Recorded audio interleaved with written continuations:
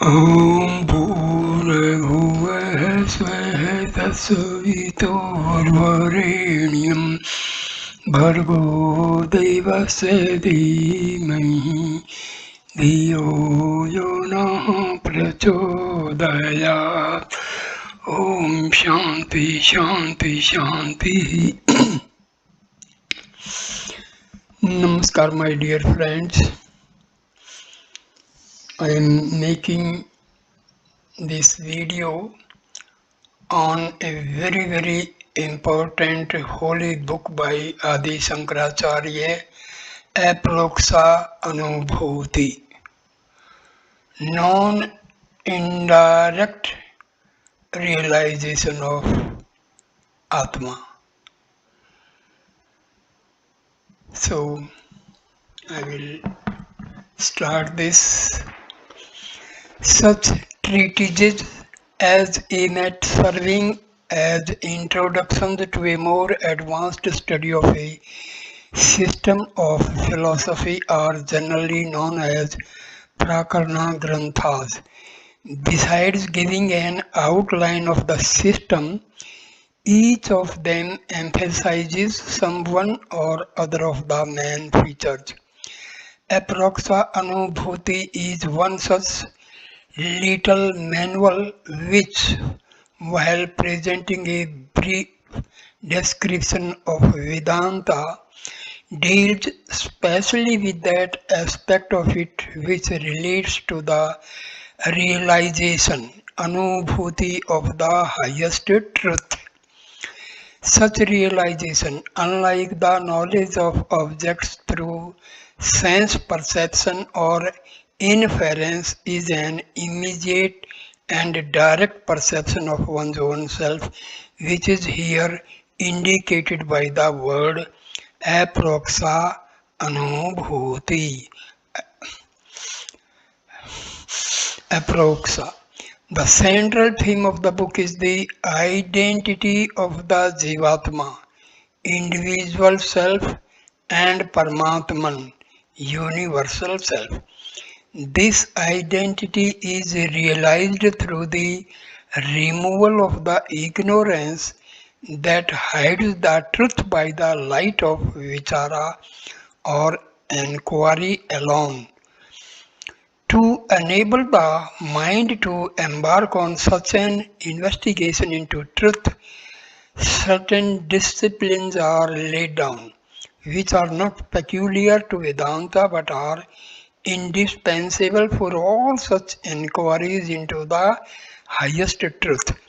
The book then gives a description of one who has attained this realization and of the nature of his life. Then follows a discussion on prarabdha, the momentum of past action.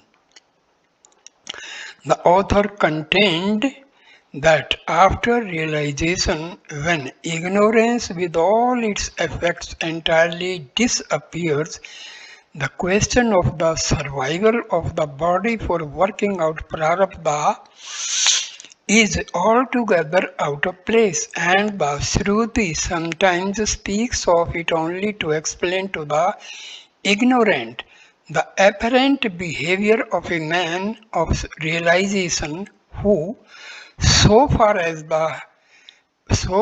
as he himself is concerned, is ever immersed in the supreme truth.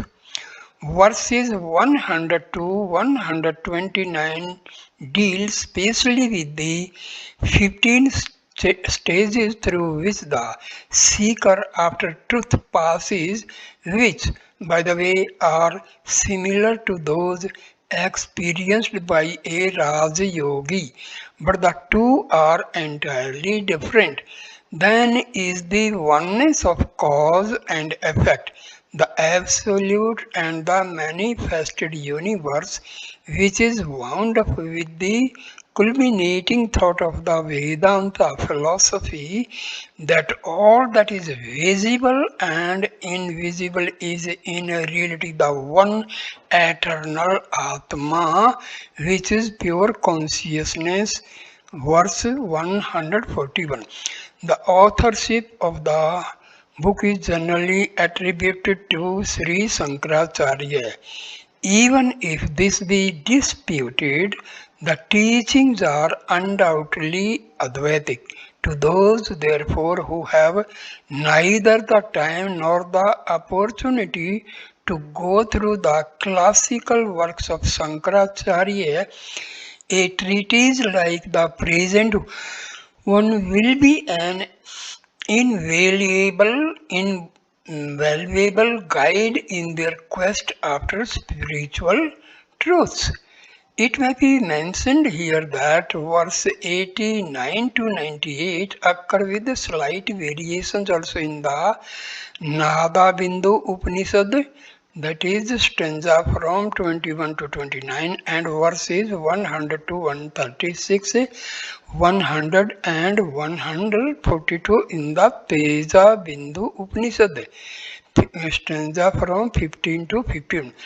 Translations of the book into English and some Indian vernaculars have already been published, but the need having been expressed by some beginners for word equivalents and notes in English, a fresh attempt is being made to meet these requirements. The author acknowledges his indebt to the existing translations as well as to the commentary of Vidyarna. It is hoped that the book will be of use to those for whom it is intended.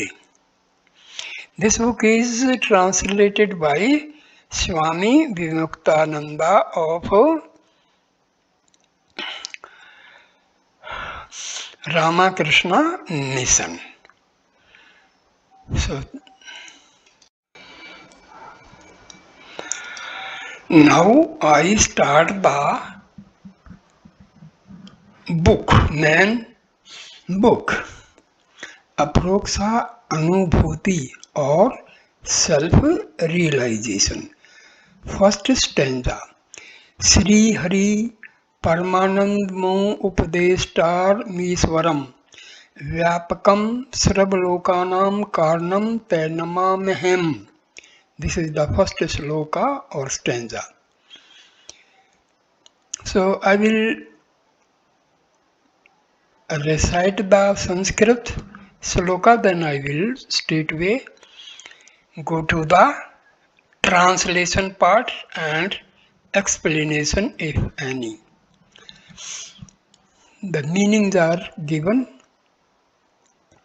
So English translation says, I bow down to him, to Sri Hari, the destroyer of ignorance, the supreme bliss, the first teacher, Ishvara, the all-pervading one and the cause of all lokas, the universe. I, the ego, the jiva in bondage, who identifies himself with the grossest, subtle and causal bodies, undergoes various sufferings and strives for liberation. The cause, the efficient as well as the material cause, just as a spider weaves its net from the materials of its own body, so does Ishvara creates this universe out of himself. Stanza number 2.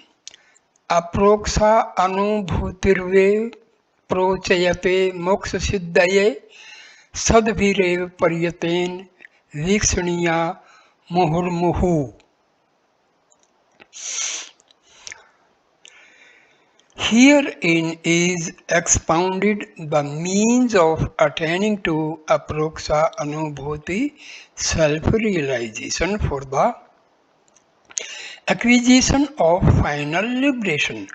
Only the pure in heart should constantly and with all effort meditate upon the truth herein taught. Aproksha Anubhuti, it is the direct cognition of the Atma which is always present in all thought. Everybody has some knowledge of this Atma or self. For to deny the self is to deny one's own existence. But at first, its real nature is not known. Later on, when the mind becomes purer through upasana and tapas, the veil of ignorance is gradually withdrawn and the self begins to reveal its real nature. A higher knowledge follows at an advanced stage when the knowledge of the self as mere witness is seen as absorbing all other thoughts. But the end is not yet reached. The idea of duality, such as I am the witness, I and the witness, is still persisting. It is only at the last stage when the knower and the known merge in the self-effulgent Atma, which alone ever is, and besides which nothing else exists, that the culmination is reached. This realization of the non-dual is the consummation of aproxa anubhuti. It is needless to say that aproxa anubhuti may here mean also the work that deals with it. Third stanza. Sabvarnasram dharmen tapsa haritoshanat sadhanam param prabhavet pusham vairagyadi chatushtayam.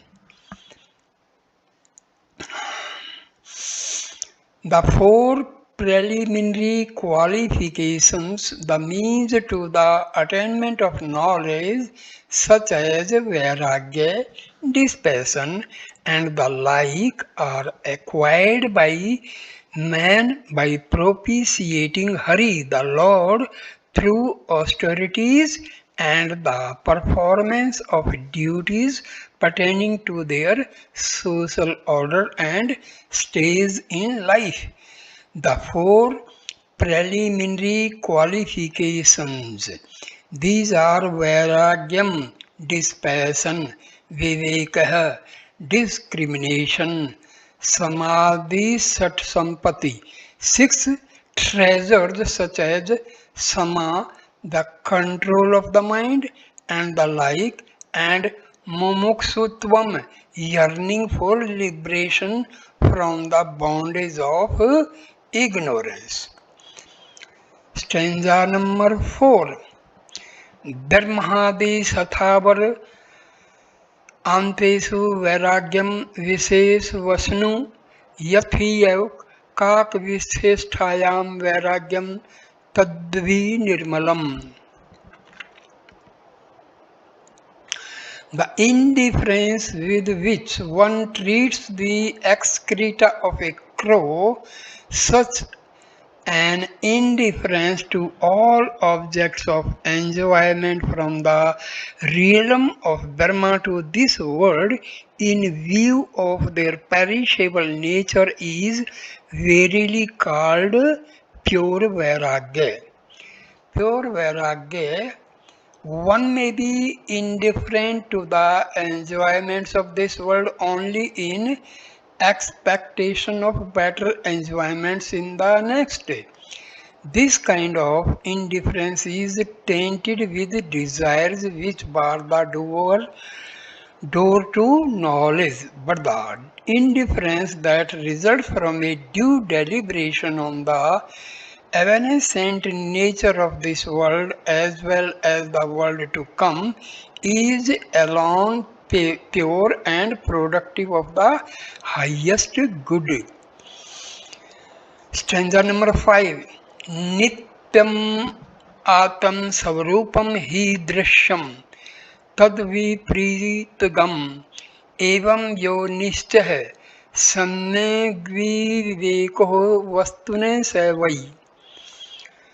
Atma, the seer, in itself is alone permanent. The seen is opposed to it, that is transient. Such a settled conviction is truly known as discrimination. Atma, in this ever changing world, there is one changeless being as witness of these changes. This permanent, ever seeing being is Atma, the seen. This comprises everything other than Atma, such as objects of the mind, and the buddhi. Stanza number 6. सदैव वासना त्यागः समो ये मितिः शब्दितः निग्रहो बाह्यव्यर्थिनां दम इत्यभिधीयते. Abandonment of desires at all times is called sama, and restraint of the external functions of the organ is called dama. Abandonment of desires, previous impressions that are lying dormant in the mind, as well as the contact of the mind with the external objects, give rise to desires. To abandon all desires is to disassociate the mind from these two sets of stimuli. Stanza number 7. विषेद है परावृत्ति परमो परतिर्हि सा सहनम सर्व दुखानां तितिक्षा सा शुभा मतः. Turning away completely from all sense objects is the height of uprati, and patient endurance of all sorrow or pain is known as titiksha, which is conducive to happiness. Uparti. Apparently, Uparti differs very little from Sama and Dama, yet there is a difference. While practicing Sama and Dama, there is an effort to restrain the mind's outgoing propensities. But in Uparati, the equipoise of the mind becomes spontaneous and there is no further striving to gain it. Stanza number 8. निगमाचार्य वाकेशु भक्ति शर्धेति विश्रुता चित्तैकाग्रम तु सुलक्षये समाधानमिति समर्थम. Implicit faith in the words of the Vedas and the teachers who interpret them is known as Shraddha, and concentration of the mind on the only object Sattva, that is Brahma, is regarded as Samadhana. Stanza number 9. संसार बंधन निर्मुक्तिं कथम मे सयात कदे विधे इति या सुदृढ़ता बुद्धिर्वक्तव्या सा मुमुक्षुत्वा. When and how shall I, O Lord, be free from the bonds of this world, that is births and deaths? Such a burning desire is called mumukshutva. Mumukshuta, this is the fourth sadhana. With this, the student becomes fit to make an inquiry into the highest truth, that is Brahma. It is now an accepted principle even in the scientific world that a student in search of knowledge should free himself from all his predispositions and keep an unbiased mind ready to receive whatever is true. The four sadhanas here inculcated are nothing but a course of discipline to attain to such a state of mind. Stanza number 10. उक्त साधना युक्तेन विचारः पुरुषेण ही कर्तव्यो ज्ञान सिद्धर Atmanam Subhamichhita. Only that person who is in possession of the said qualifications as means to knowledge should constantly reflect with a view to attaining knowledge, desiring his own good.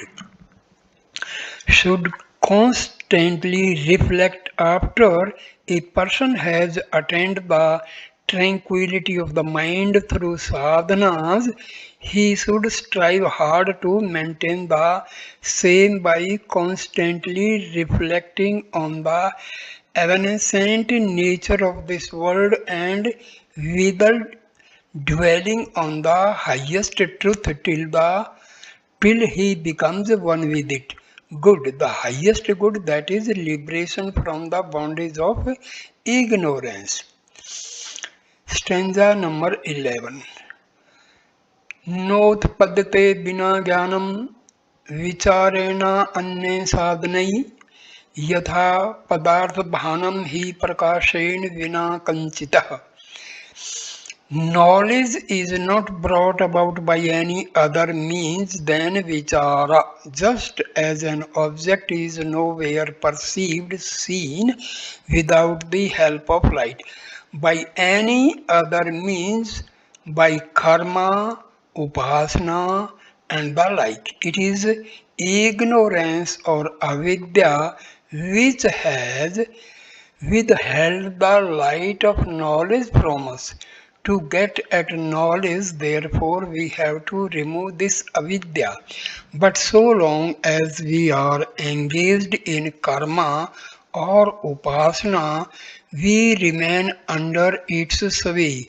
It is only when we make an inquiry into the real nature of this avidya that is gradually withdraws and at last vanishes, then alone knowledge shines. Stanza number 12. को अहम कथम इदम जातम को वै कर्ता से विद्यते उपादानम किमस्ति हि विचार Soyam दिस्सः. Who am I? How is this world created? Who is its creator? Of what material is this world made? This is the way of that vichara inquiry. Who am I? We know that we are, but we do not know what our real nature is. In the waking state, we think that we are the body, the physical being, and consequently feel ourselves strong or weak, young or old. At another time, in the dream state, regardless of the physical existence, we remain only in a mental state where we are merely thinking beings and feel only the misery or happiness that our thoughts create for us. Again, in deep sleep, we enter into a state where we cannot find the least trace of any such attribute whereby we can either assert or deny our existence. We pass through these states almost daily and yet do not know which of them conforms to our real nature. So the question, who am I, is always with us an unsolved riddle. It is therefore necessary to investigate into it. This is the way of that vichara. It is said in the preceding sloka that knowledge is attainable by no other means but vichara, or an inquiry into the truth. Herein is inculcated in detail the method of such an inquiry. Stanza number 13. न अहम भूतगणो देहो न हम चाक्षुगण सत्ता एतद्दिव लक्षणः कश्चित् द्वार च सोऽयमीदृशः.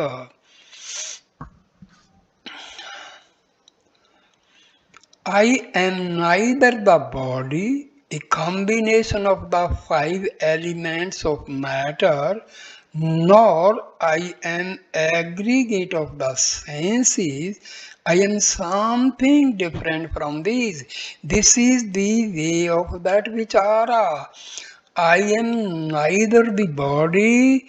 This body has its origin in insentient matter, and as such it is devoid of consciousness.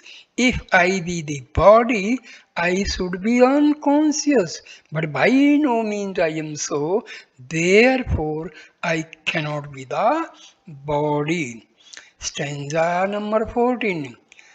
अज्ञान पर भवम सर्वम ज्ञानेन परविलीयते संकल्प हो विविध कर्ता विचार है Soyam द्विविस्सह. Everything is produced by ignorance and dissolves in the wake of knowledge. The various thoughts, modifications of Antakarna must be the creator. Such is this vichara. Everything is produced by ignorance. In a reply to question in Shloka 12, as to the cause of this world, it is here said that ignorance is the cause of everything. Sometimes, seeing something coiled up on the road, we mistake it for a snake and shrink back out of fear.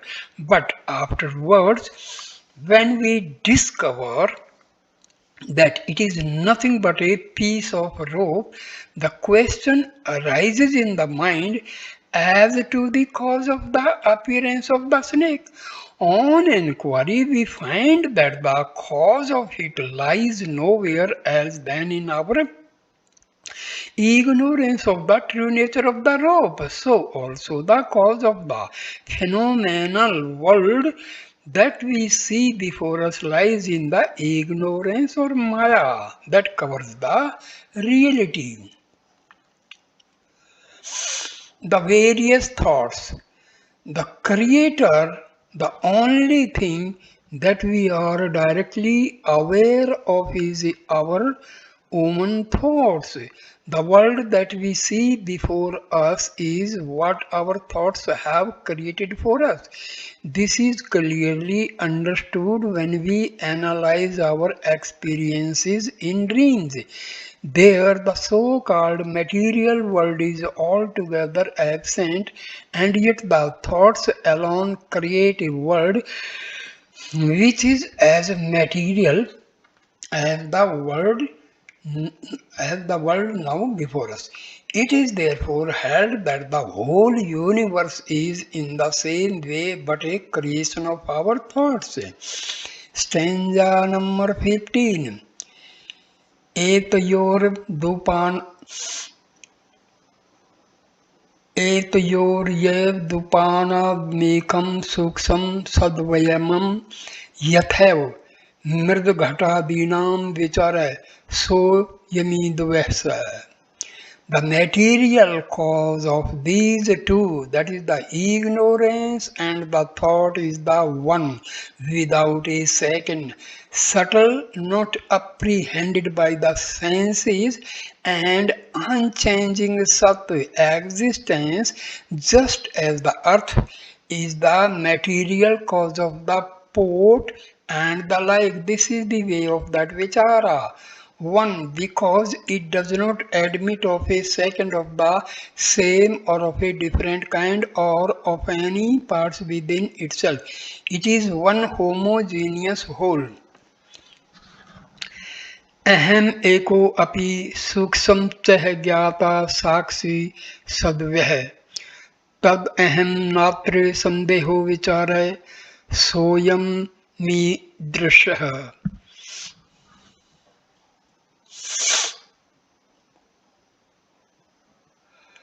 As I am also the one, the subtle the knower, the witness, the ever existent, and the unchanging, so there is no doubt that I am that is Brahma. Such is this inquiry. The knower, the supreme knower who is ever present in all our perceptions as consciousness and who perceives even the ego. When I say I know that I exist, the I of the clause that I exist forms a part of the predicate, and as such it cannot be the same I which is the subject. This predicative I is the ego, the object. The subjective I is the supreme knower. I am that I, the ego, when stripped of all its limiting adjuncts such as the body and the like, becomes one with that, the supreme ego, that is Brahma. In fact, it is always Brahma, its limitation being but the creation of ignorance. Stanza number 17. आत्मा विनिस्फलो हैको देहो बहुभीरावर्तः तयोरेकं पर्पशन्ति किम ज्ञानमतः परम्. Atma is verily one and without parts, whereas the body consists of many parts, and yet the people see confound these two as one. What else can be called ignorance but this? What else can be called ignorance but this? To give rise to confusion in knowledge is a unique characteristic of ignorance. It is through the influence of ignorance that one confounds a rope with a snake, a mother of pearl with a piece of silver, and so on.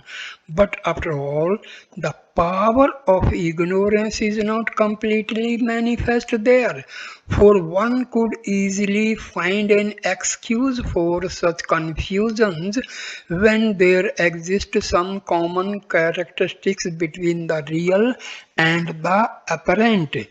The nature of ignorance is, however, fully revealed when one confounds the subject, that is Atma, with the object, that is the body, which have nothing in common between them, being opposed to each other in all respects. Stanza number 18. आत्मा नियमाकं कश्चान्त देहो बाह्यो नियम्यकम् तयोरेकं पर्पशन्ति किम ज्ञानमतः परम्.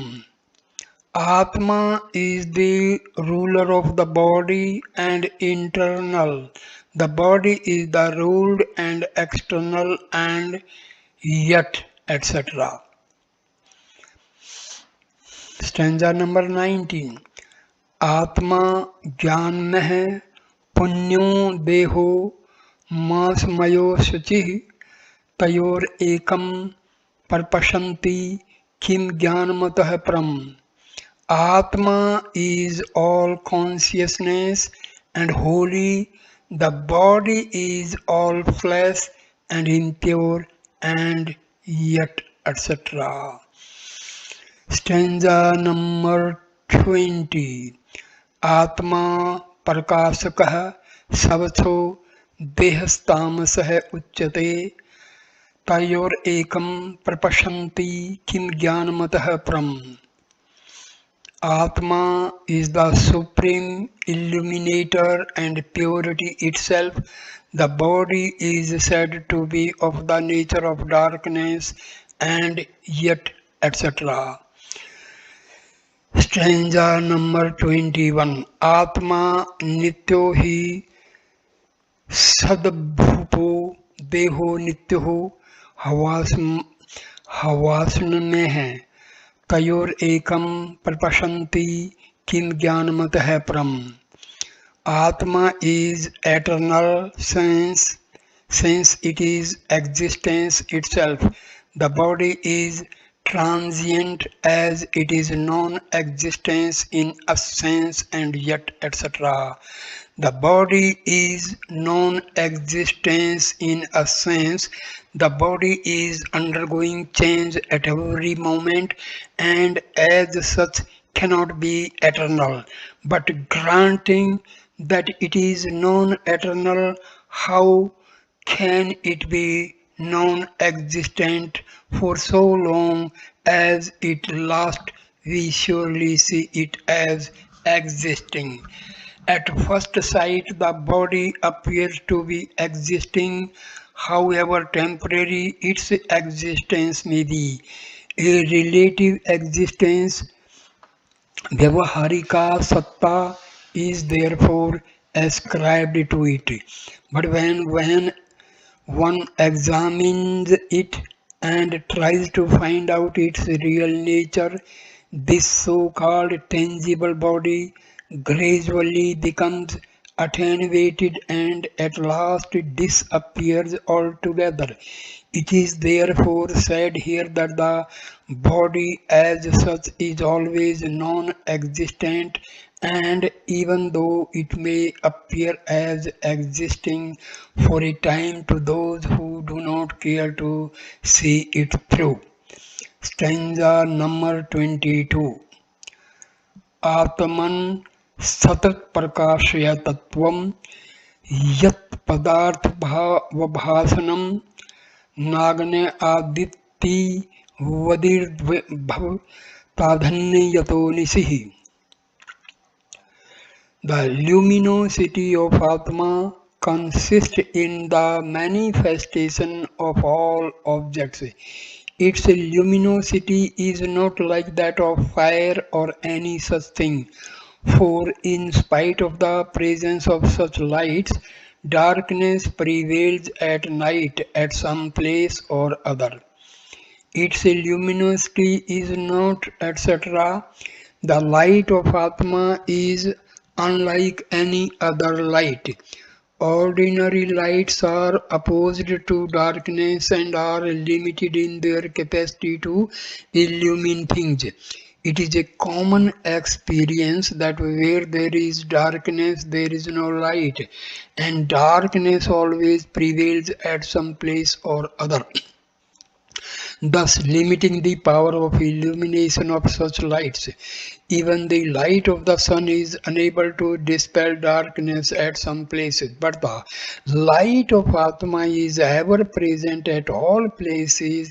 It illumines everything and is opposed to nothing, not even to darkness, for it is in and through the light of Atma, which is present in every body as consciousness, that one comprehends darkness as well as light and all other things. Stanza number 23. Deho Deho hami tayamam Deho hami tayam मूढ़ो धृत्वा तिष्ठतो जनः ममायति नित्यपि ज्ञात्वा घटदृष्टेव सर्वदा. How strange is it that a person ignorantly rests contented with the idea that he is the body, while he knows it as something belonging to him and therefore apart from him, even as a person who sees a pot knows it as apart from him. The idea that he is the body, this is the view of Lokayatikas, Indian materialist, who maintain that man is no more than a fortuitous concourse of material elements. According to them, the five elements of matter, through permutations and combinations, have given birth to this body as well as to life and consciousness, and with death everything will dissolve into matter again. Stanza number 24. ब्रह्मवाहं समः शांत सच्चिदानंद लक्षण नाहं देहो हवस्सद्रूपो ज्ञानं तुच्यते बुद्धि. I am verily Brahma, being equanimous, quiescent, and by nature absolute existence, knowledge and bliss. I am not the body, which is non-existence itself. This is called true knowledge by the wise. I am verily Brahma. I, the self or Atma, is Brahma, as there is not even a single characteristics differentiating the two. In other words, there are no two entities as Atma and Brahma. It is the same entity Atma that is sometimes called Brahma. When a person makes an inquiry into the real nature of this external world, he is led to one ultimate reality which he calls Brahma. But an inquiry into the nature of the inquirer himself reveals the fact that there is nothing but the Atma, the self, wherefrom the so-called external world has emanated. Thus he realizes that what he so long called Brahma, the substratum of the universe, is but his own self. It is he himself, so it is said, all this is verily Brahma. This Atma is Brahma. Mandukya Upanishad, chapter 2. Stanza number 2.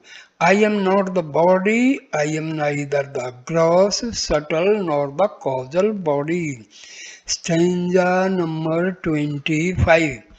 Nirvikaro, nirakaro, nirvadyo ham veh, na ham deho, haiswadrupo jnanam tuchyate buddhi. I am without any change, without any form, free from all blemish and decay. I am not, etc. Stanza number 26.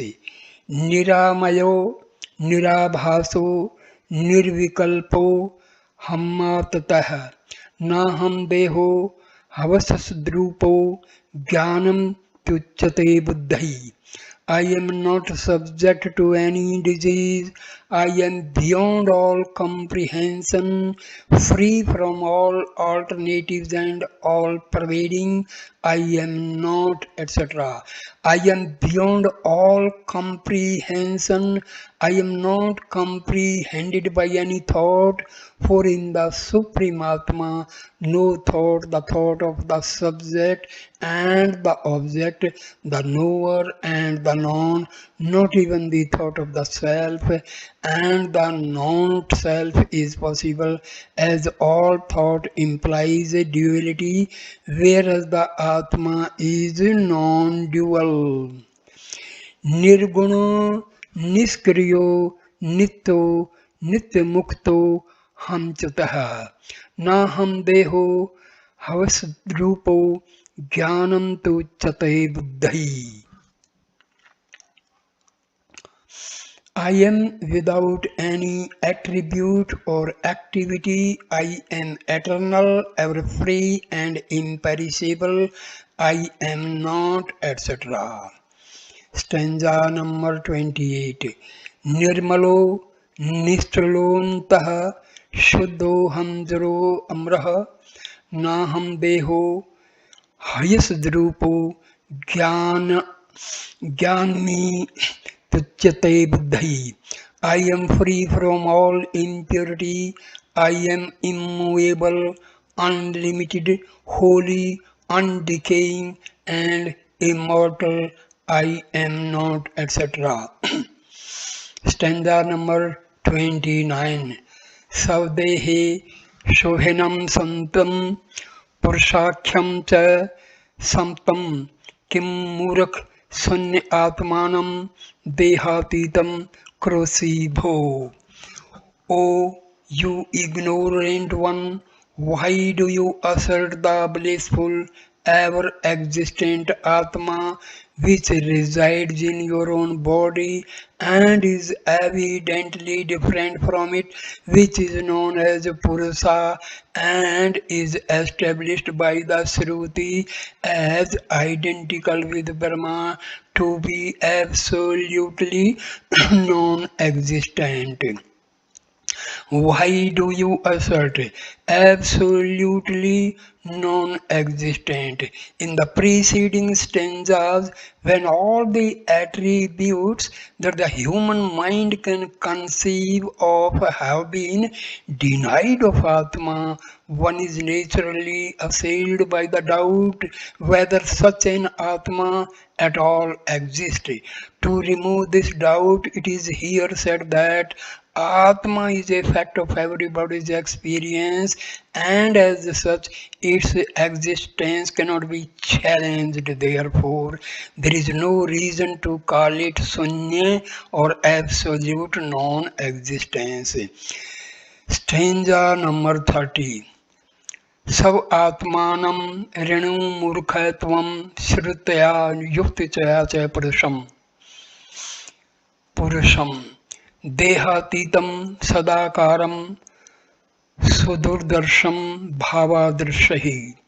O you ignorant one, try to know with the help of Shruti and reasoning your own self Purusha, which is different from the body, not a void, but the very form of existence, and very difficult for persons like you to realize. With the help of Shruti, with the help of such a Shruti text as subtler than this Atma, that is the body which is full of flesh and blood, there is another Atma. Taittiriya Upanishad, chapter 2, stanza 2, it is thus clearly stated that the Atma, which is sometimes mistaken for the body, is in fact quite different from it. Persons like you, persons of your caste of mind, who on account of their great attachment to the body, overlook the vital difference which exists between the body and the Atman and blindly assert their identity. Stanza number 31. अहम शब्देन विख्यात एक एव स्थितः परः सतुल सत्वन कताम प्राप्तः कथम शहाद्य पुमान. The Supreme Purusha known as I, ego, is but one, whereas the gross bodies are many, so how can this body be Purusha? Stanza number 32. Aham drishtaya siddho deho drishtaya siddhatah mamayamiti nirdeshat katham shadehakah puman. I, ego, is well established as the subject of perception, whereas the body is the object. This is learned from the fact that when we speak of the body, we say, this is mine. So how can this body be Purusha? This is mine. That is, the body is something which I possess and therefore external to me. So there is not the least chance of its being identified with me. That is Atma. Stanza number 33. Aham vikarhinamastu deho nityam vikarman iti patvyate saksat katham shadhakah puman. It is a fact of direct experience that the I, Atma, is without any change, whereas the body is always undergoing changes. So, how can this body be Purusha? The I, Atma, is without any change in happiness or misery, in childhood, youth, or old age. Atma, in spite of many changes in the body, remains the same. As how do we recognize a person to be the same man again and again, even though his body and mind have undergone a thorough change? Stanza number 34. यस्मात् परमिति श्रुत्वा तया पुरुष लक्ष्मणम् विनिर विनि विनिर्णीत विमूढ़ेन कथम स्यादेहकः पुमान्. Wise men have ascertained the real nature of Purusha from the Shruti text. There is nothing higher than he, Purusha, etc. So how can this body be Purusha? From the Shruti text, the text occurs in the Sveta Sutara Upanishad, chapter 3, stanza 9 as follows. There is nothing higher, subtler or greater than this Purusha who stands in the luminous sphere, supremely unique and immovable, like a tree, and by whom all this creation is filled. Stanza number 35. सर्व पुरुषः एवेति सुक्ते पुरुष संगीते अप्युच्यते यतः श्रुत्वा कथम स्यादेहक पुमान्. Again, the Shruti has declared in the Purusha Sukta that all this is verily the Purusha. So how can this body be Purusha? The Purusha Sukta, it forms a part of the Rig Veda. There we find one of the highest conceptions of the cosmic being, wherefrom this universe has emanated. The text here referred to is this. The Purusha is verily all this manifested world. He is all that was in the past and that will be in the future. He is the Lord of the abode of bliss and has taken this transient form of the manifested universe so that the Jivas may undergo the effects of their actions. Rig Veda, chapter 10, stanza 19. Second. So here I stop this video. So please share this video, like, comment and subscribe the channel. Thanks. Namaskar, my dear friends. Namaskar.